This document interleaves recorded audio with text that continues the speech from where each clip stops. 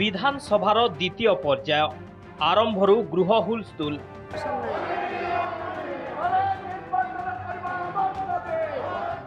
तीनोटी प्रश्न पचारि सरकार को घेरिला बीजेडी। प्रथम पर्याय प्रश्नर उत्तर लोड़िला दल।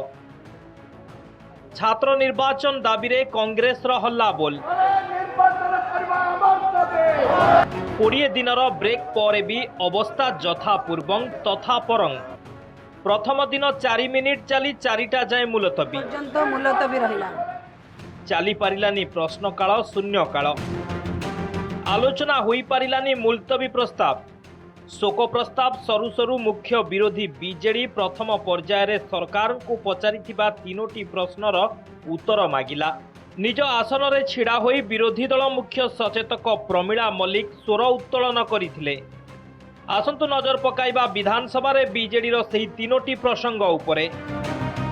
प्रथम प्रसंगटी हेला राज्यपालको पुओ ओडिया एएसओ वैकुंठ प्रधान को माड़ मारिबा घटना रे सरकार कहिथिले जिल्लापाल 15 दिन भितरे रिपोर्ट देबे बोली। से रिपोर्ट कुआडे गला बोली प्रश्न करथिले प्रमीला। सेहिपरि द्वितीय प्रसंग रे मुख्यमंत्री विरोध में बीजेडी जो स्वाधिकार भंग नोटिस आनीथिला से संपर्क में बाचस्पति कौन पदक्षेप नैछंती बोली पचारिथिले विरोधी दल मुख्य सचेतक।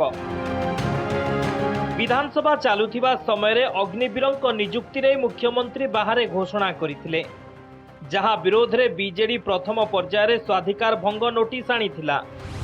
बीजेडी पचारिथिबा तृतीय प्रसंगटी हेला विरोधी दल नेता गिरफ करने को संसदीय व्यापार मंत्री गृह रे विवृत्ति रखिथिले, जहां विरोधी दल नेता प्रति घोर अपमानजनक टिप्पणी थिला। ताकू गृह विवरणी बाद देबा पई दाबी करिथिला बीजेडी। ताकू परीक्षा करी पदक्षेप नेबे बोली बाचस्पति कहिथिले। ए संपर्क रे स्टाटस कोन बोली पचारिथिले बीजेडी नेता। गृह रे बीजेडी रो एही तीनोटी प्रश्न रे घाइला होइथिला सरकारी दल।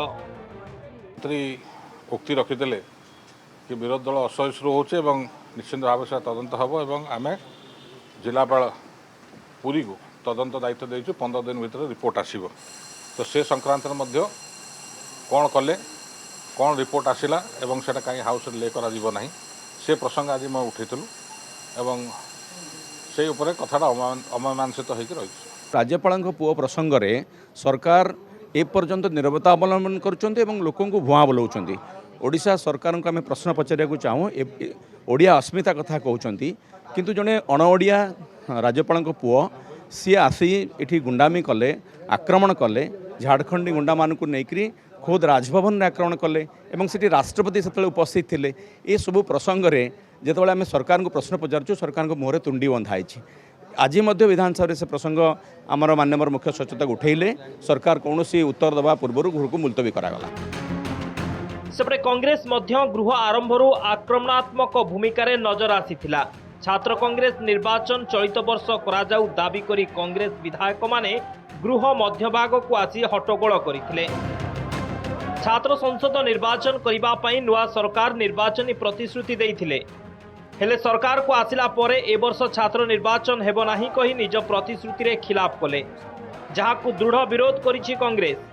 बीजेडी कहिछि तृणमूल स्तर रे नवीन पट्टनायक प्रति छात्र समाज रो भल पाइबा अतुट रहिछि। बिजु छात्र जनता दलर संगठन मजबूत रहिछि। सरकार को हारिबा भय घारिछि। सेथिपई राज्य सरकार छात्र संसद निर्वाचन पई पछ घुंचा देउछंती। उच्च शिक्षा मंत्री छात्र समाज को ए बाबद रे स्पष्टीकरण रखंतु बोली बीजेडी विधायक देवीरंजन त्रिपाठी दाबी करिसंती। सेपटे सरकारी दल कहिछि छात्र संसद निर्वाचन नहीं सरकार सकारात्मक अछंती।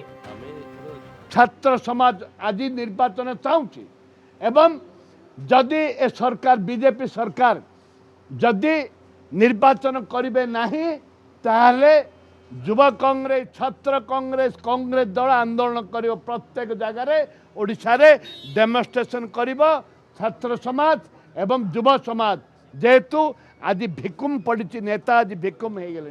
से सरकार जो विरोध दल थे कहते छात्र संसद निर्वाचन हवा दरकार। आपण मैंने समस्ते जानती ओडिशावासी जानती दशहरा पूर्व ठीक कॉलेज इलेक्शन अनुष्ठित होता है जोटा in the month of October किंतु सेप्टेम्बर मासरे इलेक्शन हम समय नहीं बहुत समय अच्छी छात्र संसद निर्वाचन अनुष्ठित करने आज अनुभव कर तृणमूल स्तर में आज विजु छात्र जनता दल छात्र समाज ओडिशार नवीन बाबू सपक्ष रही सी कथा को फेरे नहीं छात्र संसद निर्वाचन चलित वर्ष बंद करने निष्पत्ति 2017 छात्र संसद निर्वाचन है ना आम एथर जून 4 तारिख दिन निर्वाचन फल बाहरला आपण तत्क्षणात परे आपणकर महाप्रभुंकर रथयात्रा चली पड़गला एवं एभली एक परिस्थिति रे आम पाखे समय भी कले छात्र संसद निर्वाचन से दिगरे सकारात्मक भाव में सरकार विचार करुछन।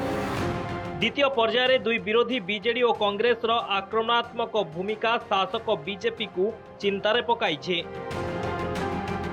भुवनेश्वर कैमेरा पर्सन सरोज बसंत प्रियप्रीत महांती और चिन्मय महापात्र नंदीघोष टीवी।